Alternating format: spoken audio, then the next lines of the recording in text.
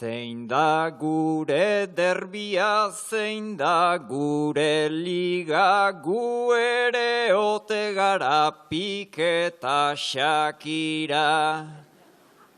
Eguerdion andoain euskalduna biba, herritarrak jokatzen herria begira. Guri gustatzen zaigun futbola hori da.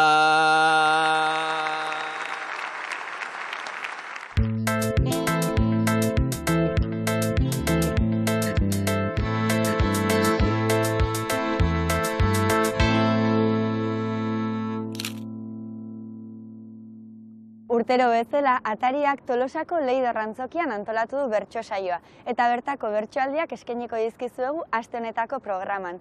Eta Andoaingo Bastero Antzokian jokatu da aurtengo bertso derbia, eta bertako giroa ekarriko dugu zuentzako. Nerea, egunero Sorabilatik, Andoaindik, joaten zara lanera Iruñara. Sorabilan, autobiako sarreran, sustrai dago Pamplona jartzen duen kartoi zati bat eskuetan autoestopa egiten. Euri langarra, hotza, errukitu egin zara Nerea. Zabaldu du atea, sustraik eta sartu da. Kopiloto lekura. Elkarrizketa hundirik sortu eta eragin gabe zoazte, beraste egin gora. Errepidea arriskutsu dago.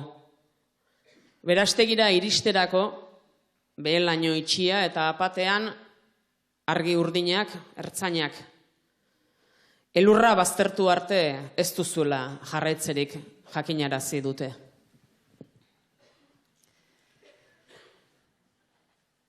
Denborale iluna ta ekaitz sakona, foral bat etorri da, muga jarriz ona, pasa beharko dugu tartetxo bat ona, atera esan duzun txorixo Pamplona, atera esan duzun txorixo Pamplona.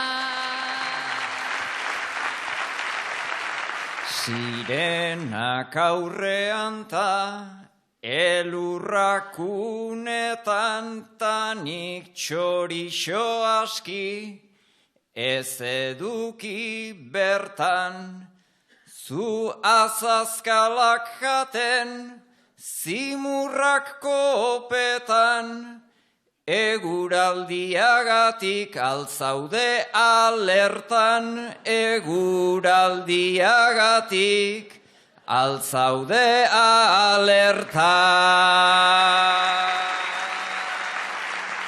Zure moduko hipi, gazteen ametsak, zure buruko rastak, edo erdi metxak, gustura jaten ditut azazkalen ertzak, ez begiratzearren zure azazkal beltzak, ez begiratzearren zure azazkal beltzak. Ta azazkal beltzeizuk jartzean arreta, derrepente neroni jarri naiz alerta. Rastak itxu altzaude, kauen lapuñeta, edo gidatzen zoaz porro bat erreta, edo gidatzen zoaz porro bat erreta.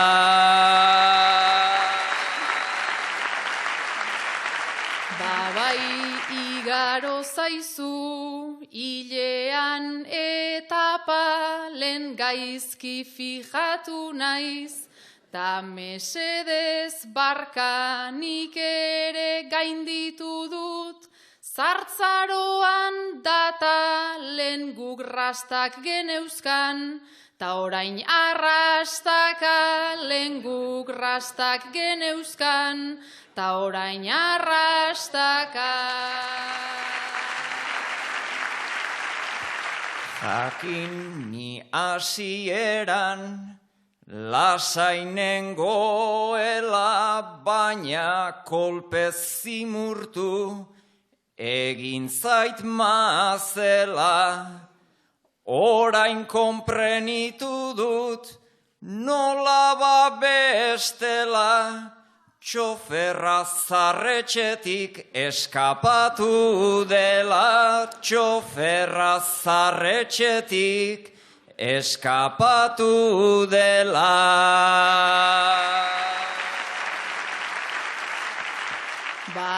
Bai, Andrezar bat naiz, ze adin, ze zentzun, ta orain erreserban, pitidoai entzun, pago zelaira justu, elduko da brum brum, eta enago ziur, txamponik baduzun, eta enago ziur, txamponik baduzun.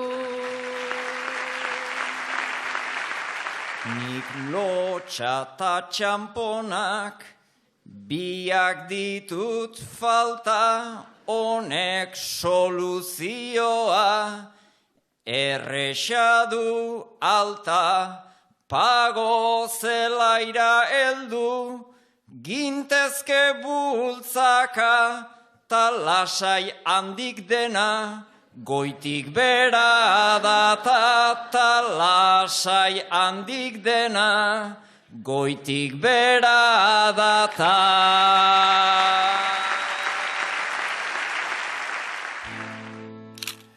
Bueno, ez dago hain urruti joan beharrik, baina futbol profesionala ez denean, herrietako futbolean, askotan gertatzen da. Atezain batek min hartu, besteak lantxan da aldatu ezin, eta edozein jartzen dute portero. Kasu hori da ametsena. Amets jarri dute atezain, sekula atezain aritu gabea. Eta ametsen atearen atzekaldean, beste taldeko zale forofo bat dago. Aitor. Ezagutzen du amets, eta denbora guztian ari da esaten, bota golea, portero hori txarradek eta bota golea, txarradek porterua, atera baldin badi joa gola segurudek bota golea. Eta halako batean amets giratu eta hizketan hasi dira. Hau dela eta estutzen ari zaitarnasa, zure iraintaziri kritika demasa, nerea jokoa da zurea jolasa, etzenuen izango eguna non pasa.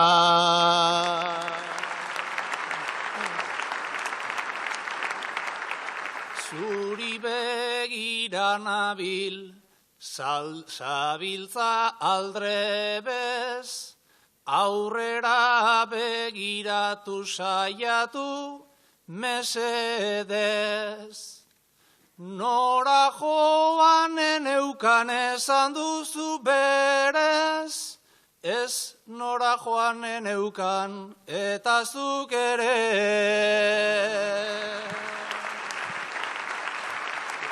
Ta hemen arkupean isilta gordea, hemen atezain gehiago badira ordea, niena izatezain ona fuerte eta noblea, sartzen utzi dizuna ez tasko zobea.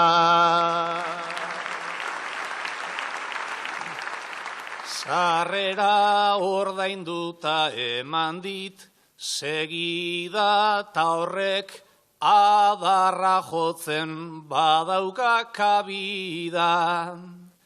Hemen nabil oiuka benga tira, porterira badoa berdin du erdira.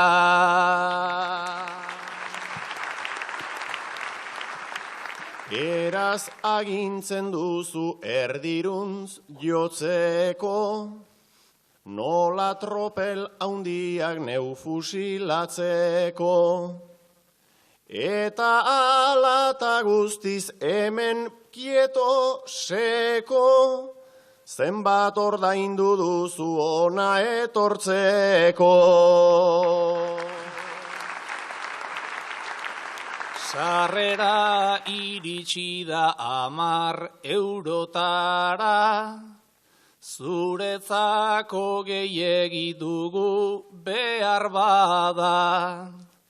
Baina antxietatea egun eta gaba, terapira joatea baino merkeagoa da.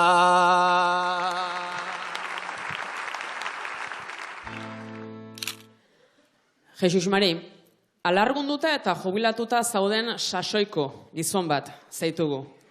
Bizitzan aldaketa bat behar duzula eta etxe truke bat egitea erabaki duzu Andaluziako beste bizilagun batekin. Internet bidez egin duzu tratua eta plana aurrera doa. 6 hilabeterako bazoaz hotzetik iesi. Liburuak irakurri, mundua ikusi eta itsasertzean pasiatzera. Alaia, alabaren etxera juntzea, Jesus Mari, zure asmoen berri ematera.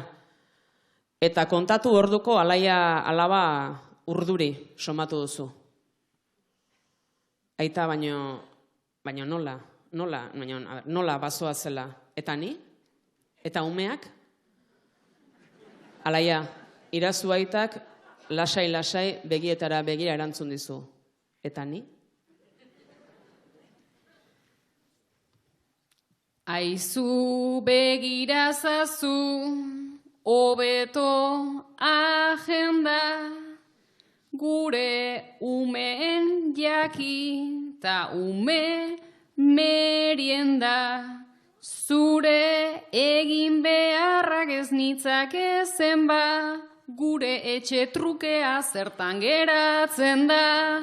Gure etxe trukea zertan geratzen da.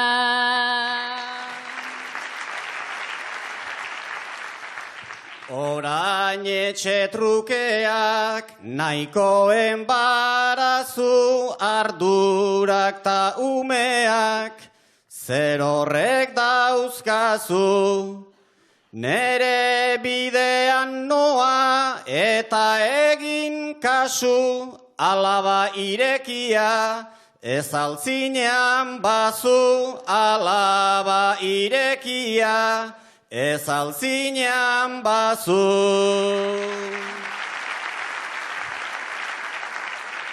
Enezelan daukazun hemen kabitzeko eta zure burua beroz saritzeko.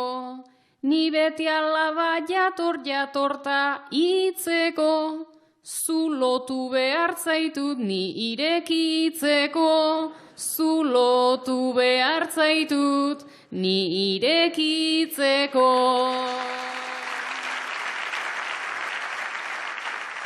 Mundua nahi zenuke aldatu arazi, baino berandu xamar, hasi zera hasi. Nere lanak eginda dauduzkat nik kasi, nik zu hasi zintudan, zeureak zugazi, nik zu hasi zintudan, zeureak zugazi. Nirekin zenbat garai eta zenbat aro, beti hain eskuzabal, beti hain oparo. Aita zintzo izan zara, iaita esklabo, total luzatu zazu pixka bat gehiago. Total luzatu zazu pixka bat gehiago.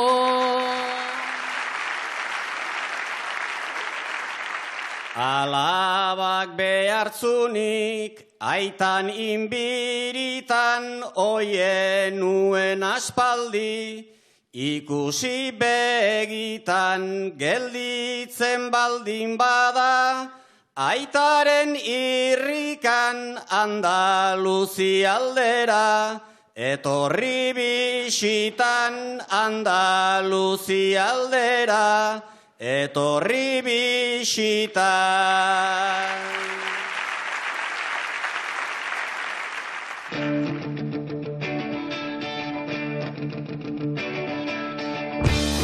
Bertso derbiaren aitzakian, futbolzale eta bertsozale bat gonbidatu nahi izan dugu Hitzetik Hortzerara. Aktore, humorista eta gidoilaria da Jon Plazaola Urretxuarra. Irabazteaz eta galtzeaz zenbat dakien ezakigu, baina horri buruz hausnartu ondoren idatzi eta ultzaratu zuen irabazi antzerkia. Hitzetik Hortzeran argi dugu, berarekin elkartuta irabazi egin dugu. Jon, zu futbolzalea zara, esan daiteke zure pasietako bat dela? Bai, esan daiteke, eta igual gehiago esan daiteke, izan dela pasioa, ez? Ze azken aldian badaukat horrelako burruka bat, burruka interno bat, uste dut zaleagoa naizela futbol klasikoana, garai bateko futbolana, futbol modernoana baino. Eta uste dut hortaz konturatu naizela azkeneko mundial hontan, ez?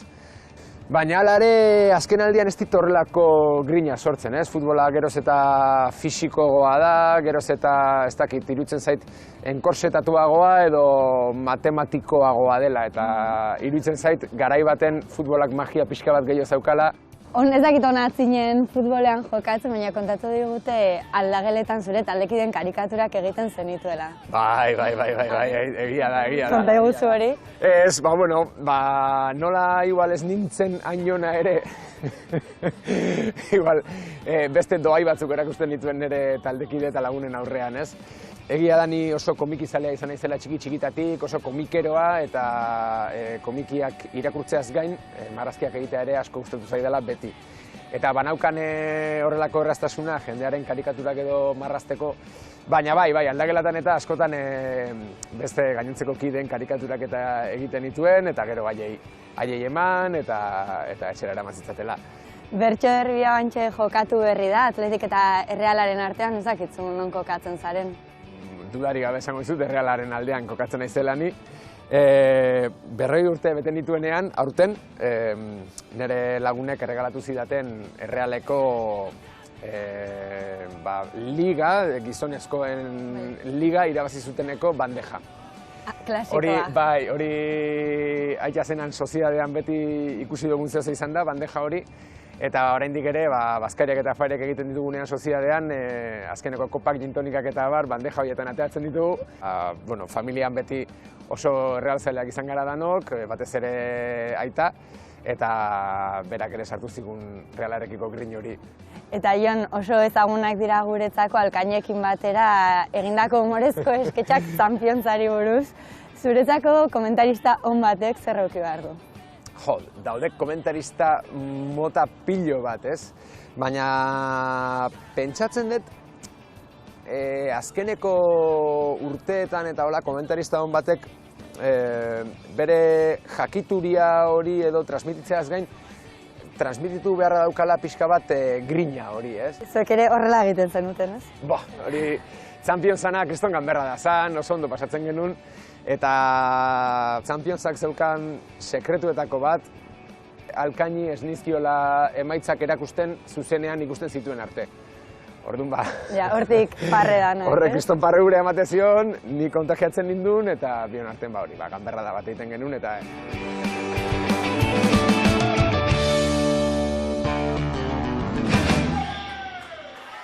Egin beharko duzuena da, bion artean, talde bakoitzeko bion artean, realzaleak hasiko dira, adibidez, Amets eta Alaia, Habanera neurrian, ahalik eta Realeko jokalari oi gehienen izenak. Realeko jokalari oien izenak. Satrustegita Gajate, López Ufarte Arkonada. Nik labaka esango dut, eta zuk baten bat laga. Aranburuta jauregi, hori bikote ona da. Eta noizbait Kovacevic ez altzen heldu bertara. Taifun Nijat eta Koklov hiru gipuzkoar ara. De Pedrota inventatzen amets asia altzara. Jankauskasek ere ondo manejatzen zun euskara. Baina lagundu beharrean, zelaian hainbeste traba.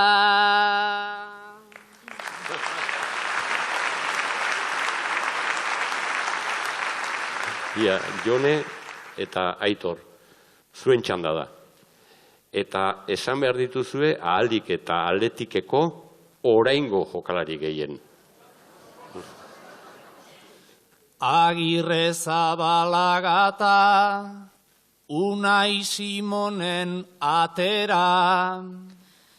Williams Iñaki eta Niko badauzkagu bi aukera.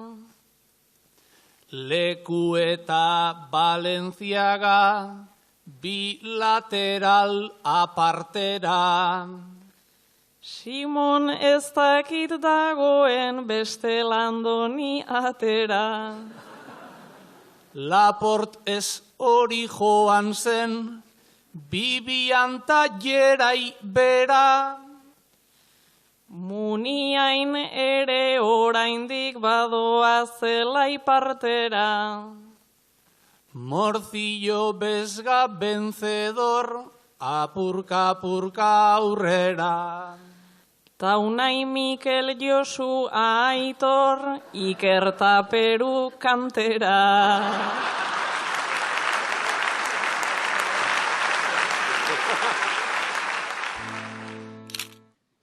Sustrai, mutil, galai eta erromantikorik inor bada, Uraxe zerazu.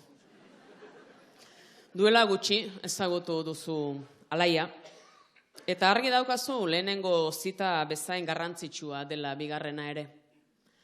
Larunbat arratsaldea da Alaia, eta gaur ere begiak itxita zaramatza Sustraik bere auto garbitu berrian. Zabaldu begiak pitxien iritsi gara. Alaia, zure aurrean golf zelai eder bat dago, eta esmokina daraman morroi bat zure oinetako traje eta makilak eskuan zure zerbitzura.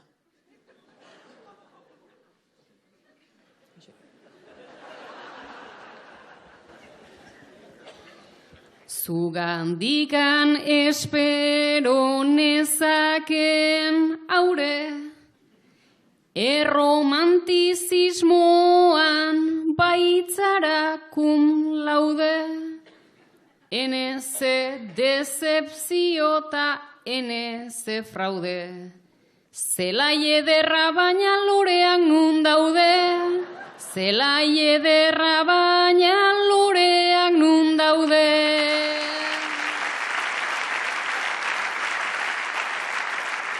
Arrunkeriako bebazterrera laga, ni romantikoa naiz badakizu ara, bada azukreari tori mermelada, zelaia hor dagota lorea zuzara.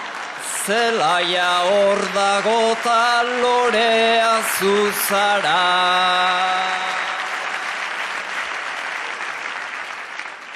Baleta esango diot lurrean eseri, tanik agindu arte egon zaitez geldi.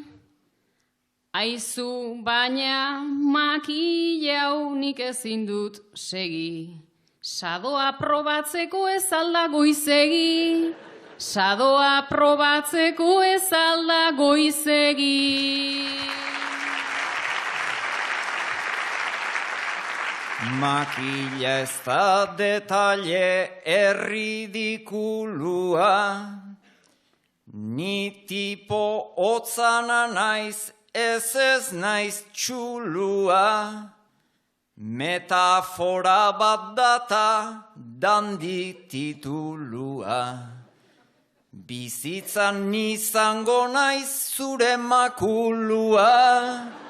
Bizitzan izango naiz zure makulua.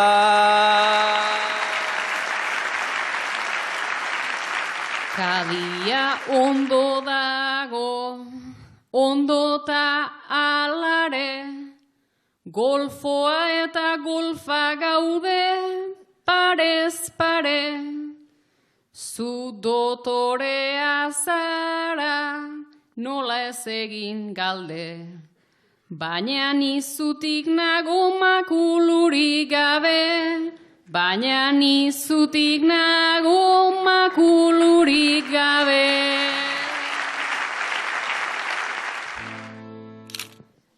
Nerea irakaslea zaitugu.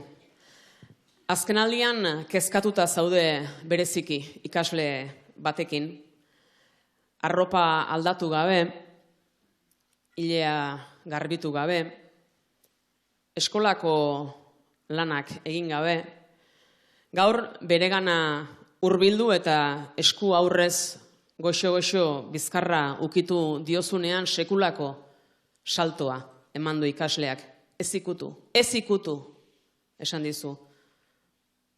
Oiuka ikasgelako ertz batean eseri, belaunburuen artean sartu burua eta negar batean hasi da.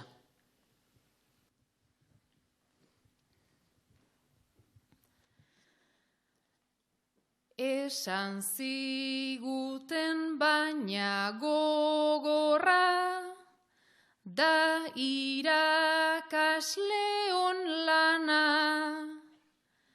ikasgelara mugatzen dugun, jendarteko harremana, ta zerrote da gaztetxonen, bizitzan gertatzen dana, ze gabezi du bere etxean, zer gurasoek esana, ez bere iztera iristeraino, kolpea eta laztana.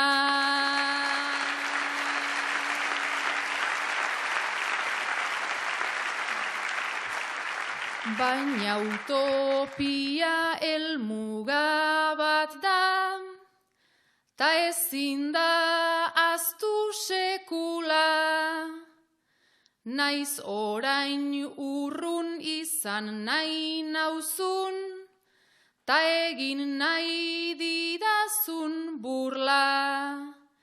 Desio dizut bare dadila, zure barne pelikula, ta zeuk nahi duzun distantziatik, egingo dizut xuxurla. Besarkada bat nahi duzunean, jakin hemen naukazula.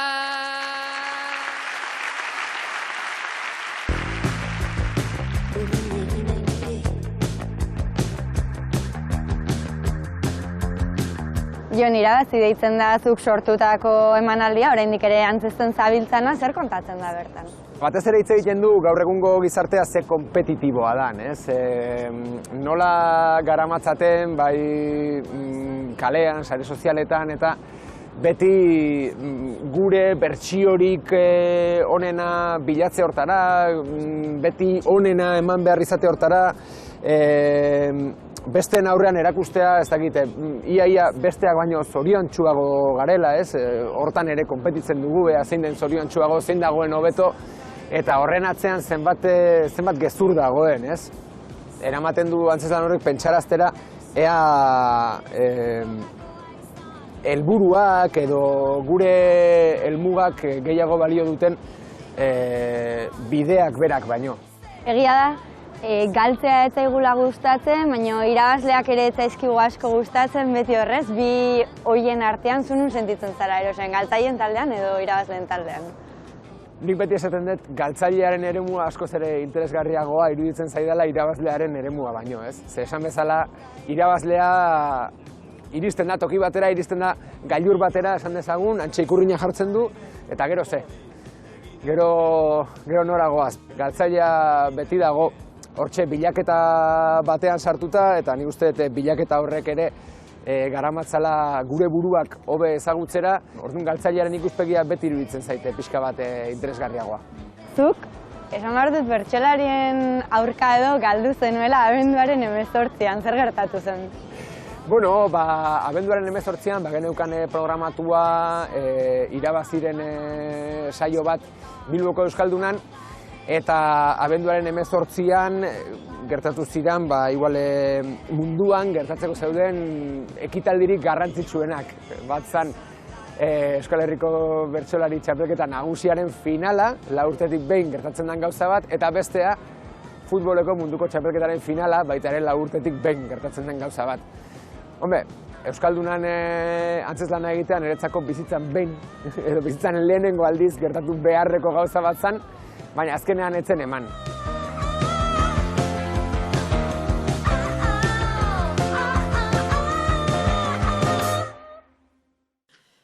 Jesus Mari eta Sustrai, Tolosako azokan zuen baserriko produktuen postuak jarrita dituzuen bi emakume baserritar zeate.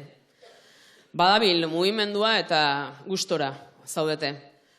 Postutik postura elkarrekin hizketan aizeatela, amets etorri da simpatiko, baina bapatean Sustrairen postutik porruak babarrun poltsa eta gazta hartu eta abitu da korrika, iesi. Jesus Mari 5 metro harago postuan ordea azti. Eta urritz makila hartu eta alto txikito. Belaun paera altxa makila eta ziplo bota du amets lurrera.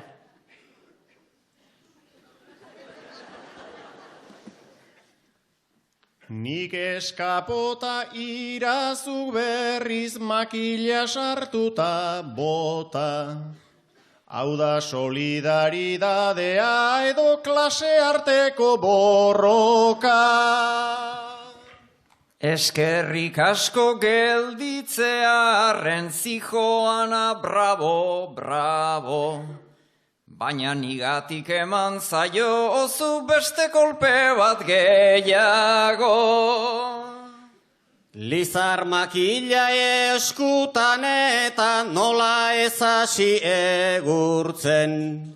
Hauxe da marka azokan ere baserritarrei lapurtzen.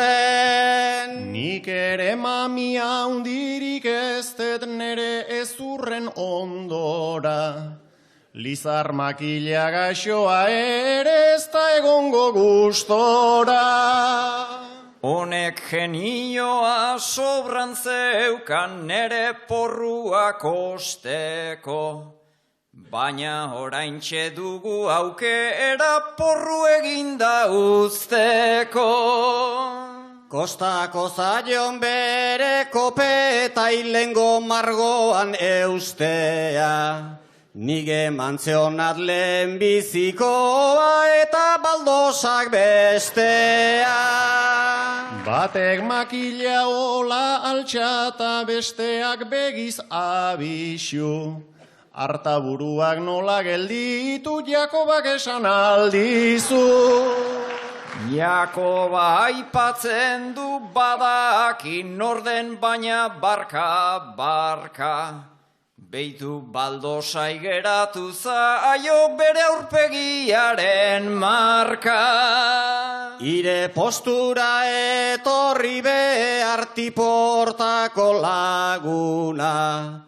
Porru lapurtzen nola hasi da bainarba ematen duna. Impuesto ota eroski kutxa eta iberdrola urrena. Mundu honetan lapur txikiok sufritzen dugu gehiena. Kontua kontu gizartea ez liteke bizi urretan. Merkatuari menegine ez da zokari lapurretan. Larun bat goizez goiz jeki eta lasai ere ezin eon. Zure herrira sein sartzen dezu kontu izan zazu peon.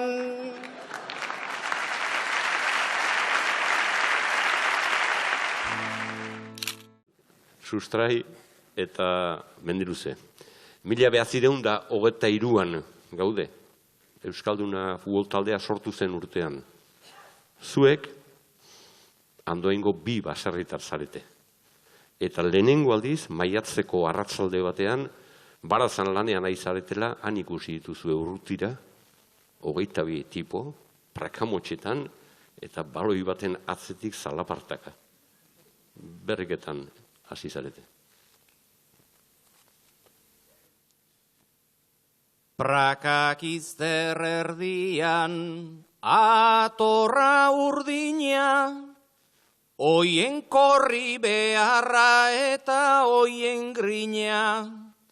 Zelai batean ari direnak jakina, dena arrasta eta zuloa egina. Gure baratza ez da oso desberdina. Gure baratza ez da oso desberdina.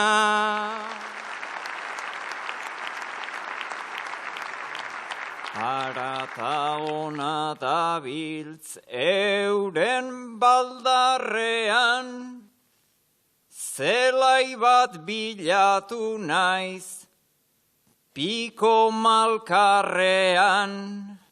Ni begira naukate, genio txarrean, aitorrezote daude ala beharrean. Txori malo gehiegi baratz bakarrean. Txori malo gehiegi baratz bakarrean.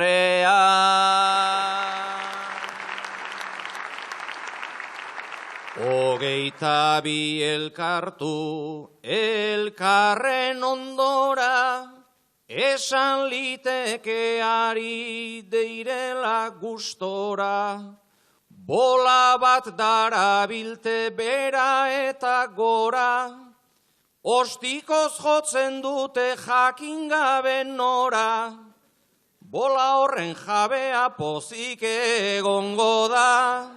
Bola horren jabea pozik egongo da.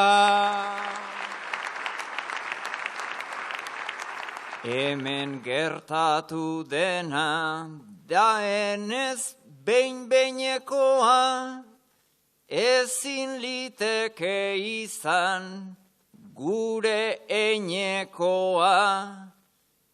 Dena da gorputzeko, zein mingainekoa, bola bat darabilte, bola oinekoa, ez erabiltzearen lepo gainekoa, ez erabiltzearen lepo gainekoa.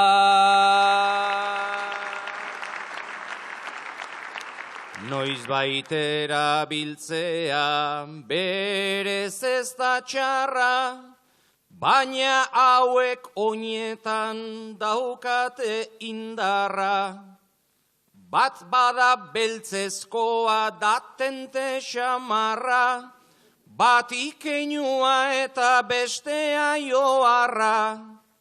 Oita bitxori malo ta bele bakarra. Oita bitxori malo ta bele bakarra.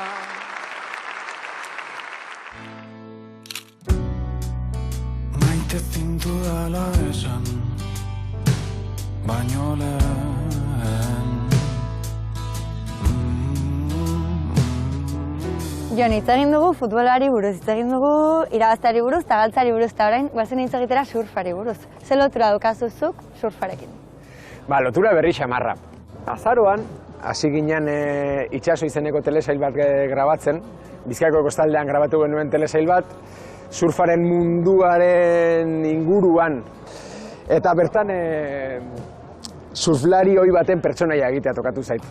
Eta horrek afizionatu nau orain surfera. Pixka bat telesaila prestatzeko asmoarekin eta hasi nintzen klase batzuk hartzen joan den abuztuan. Eta, afizionatu nintzen, pilo bat, eta baina aukera daukadan bakoitzean mintzat itxasoratzen naiz eta saiatzen naiz. Orduan, esan daiteke fikzioak eman dizula aukera surfzaletzeko eta surfean ikasteko. Bai. Orduan, fikzioak ematen dituen aukera horietatik ikasteko eta ze beste gauza eduki dituzu fikzioarekin.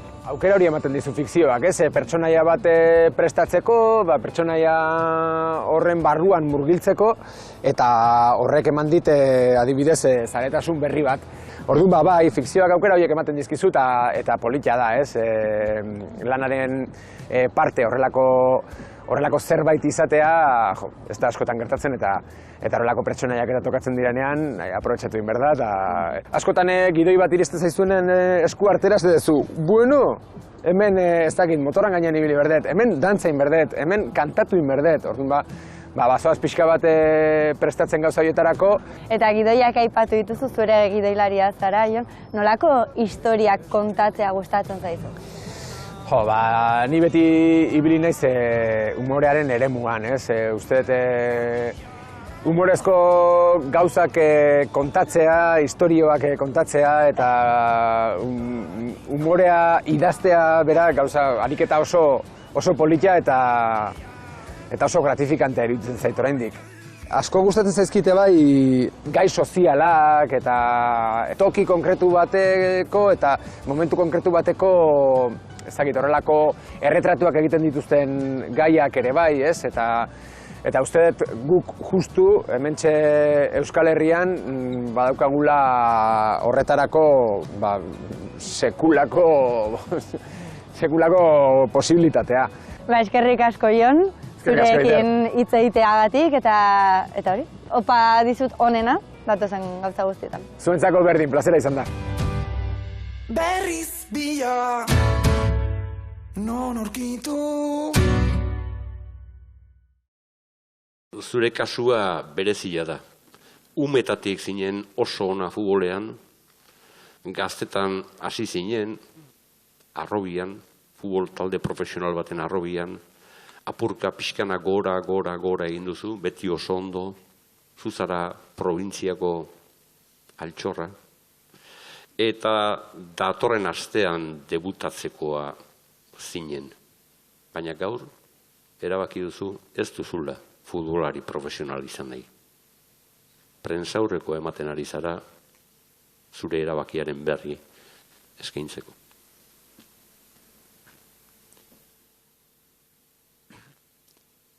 Azken hilabeteetan jada enaiz bizi lasai, kalera ateratzen naiz, eta jendea daukat zai. Kritika eta dena iritzita epai, ez dakit izan ninteken guzti honi eusteko gai.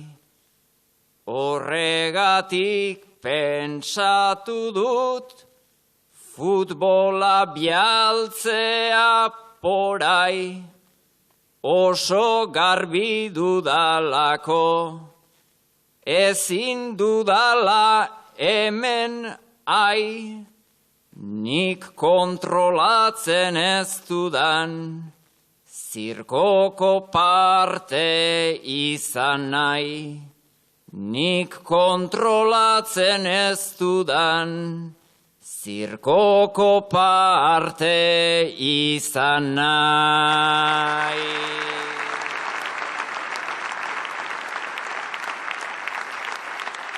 Barkatu baldin banoa, atzeko atetik eskapo,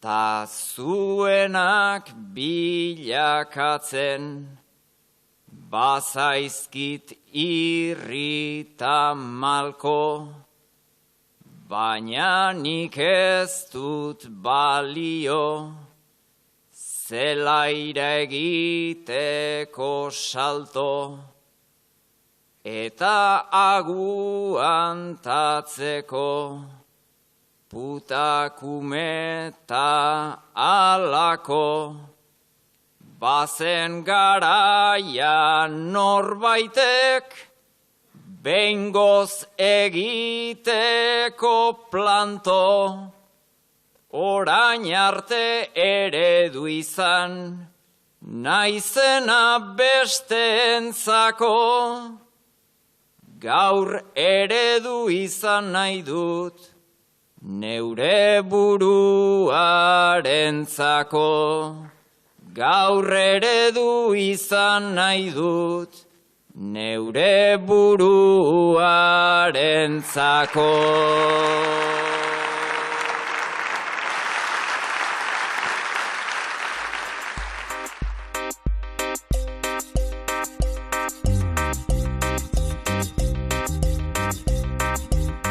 Garai berriak apustu berriak behar ditu, eta plazaren kudeak eta errazteko asmoz, Lankuk ataria berritu du. Zuen herrian edozein estilotako bertso saio edo ikuskizun berezi antolatzeko, atari berriak erraztasunak emango dizkizu. Bertsolariak eta gai jartzailea aukeratu, saioaren behar teknikoak zehaztu edo informazioa eskatzeko. Sartu, irubebikoitza lanku.eus atarira eta eraman bertsoa zure herrira.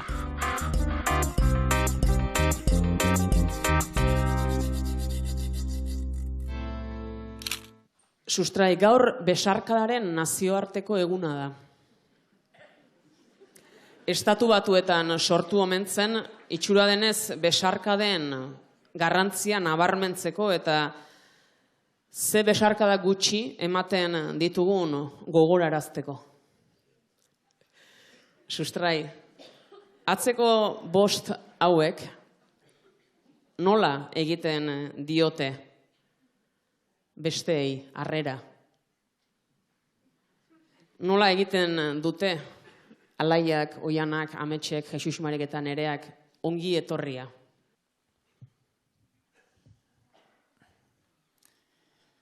Alaia egoten da beti zelatari,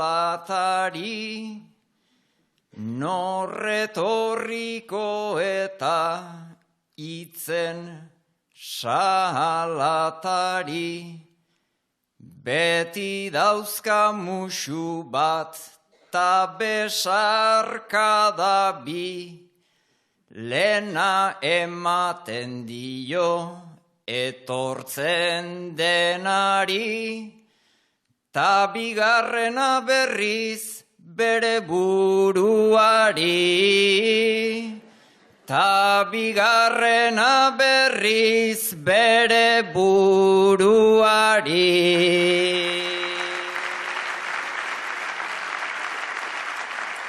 Besarkada landian, ni nauzu alkate, maitasunak ez baitu beti egiten kalte. Gure lotura isil harremanta kate, barrurantz ta kanporantz badauzkat biate, nire etxean koala esaten didate, nire etxean koala esaten didate.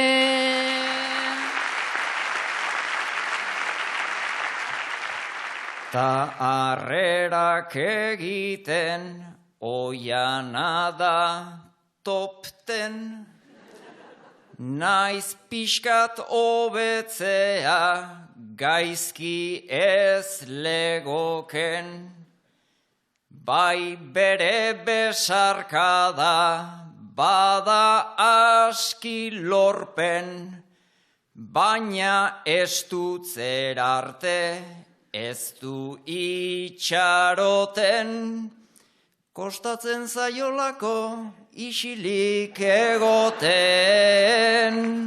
Kostatzen zaiolako isilik egoten.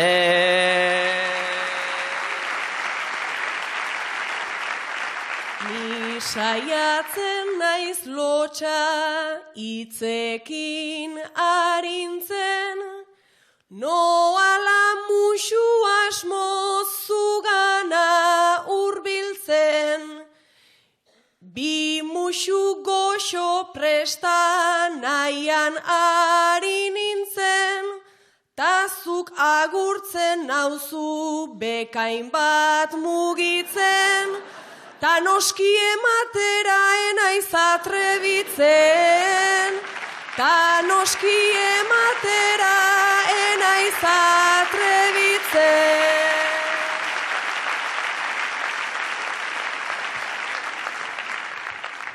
Ametxe zizutenez euskaldun gisara, kontu serioa da bere besarkada, elduta bizkarrean jotzen zaitu ara, gero esaten dizu, bueno hemen txegara, hori bere hizkuntzan besarkada bat da.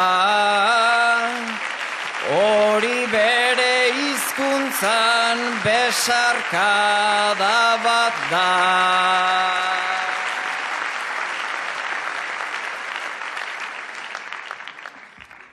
Lagunan ilar planta begiratu arren, ezurrak txusentzeko jotzen dut bizkarren. Ta gero nola planta zurbila dakarren, antigorputz gutxi du honek gorputz barren, nien aiz arrimatzen ez gaixotzearren. Nien aiz arrimatzen ez gaixotzearren.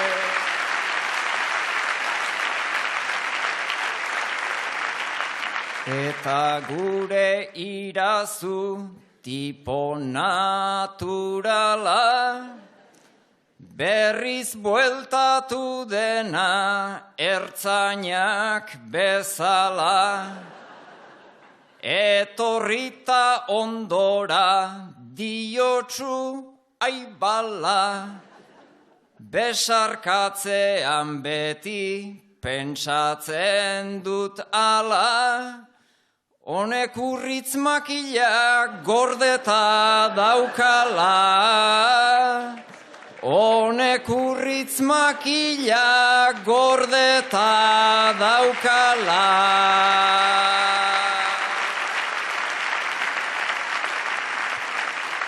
Aizu azokan salbatu, egin zaitut aurrez, eta hori ordaindu behartzen nuke urrez. Zugana hurbiltzen naiz aldarte xamurrez, ta gero besarkatu alaxe beharrez, gehiegi ez dutu gabe austeko beldurrez. Gehiegi ez dutu gabe austeko beldurrez.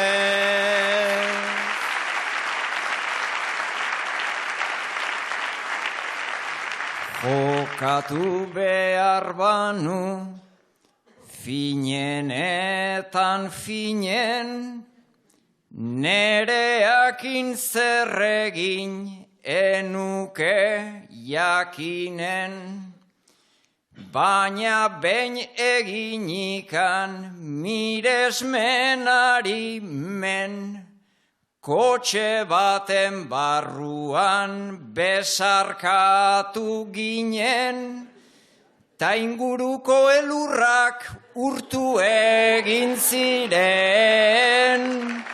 Ta inguruko elurrak urtu egin ziren.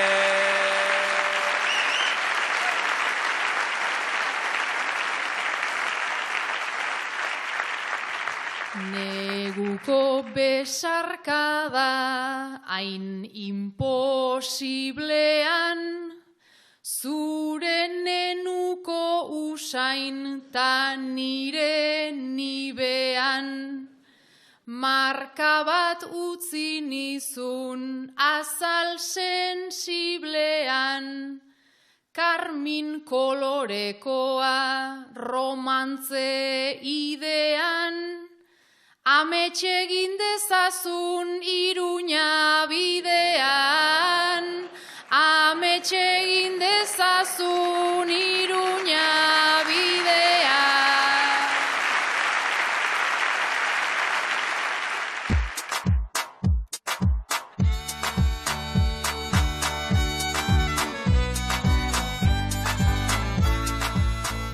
Kaixo, ni Uxunari Izaganai, Getaiko Alameratik Abanerara bertso eskolakoan.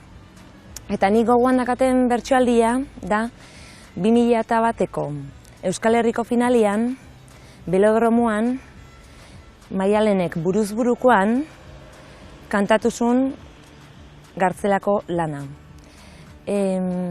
Niretzat lan hori mugarri bat izan zen, pertsonalki, bere deskribatzeko eragatikan, iruditegi efektu hori intzulako, eta ni bintzat orduan hasi nintzen, bertsua entzun eta sentitziaz gain, ikusten ere bai.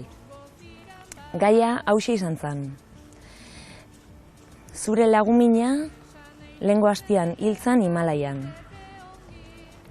Gaur jaso duzu, berak handik bidalitako gutuna.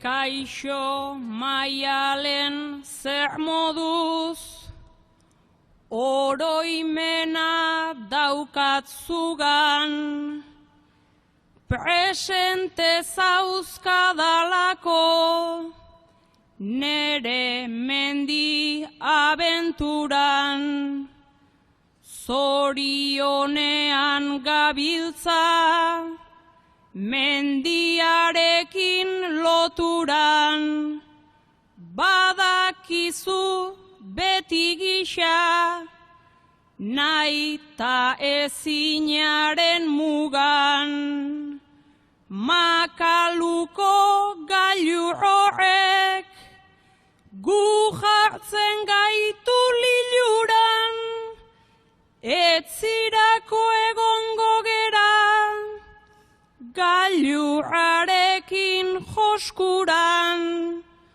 hartzazu musu bero bat, jarri konfiantza gugan, zein bero zen musua ta, nik zeinen hotz hartu dudan.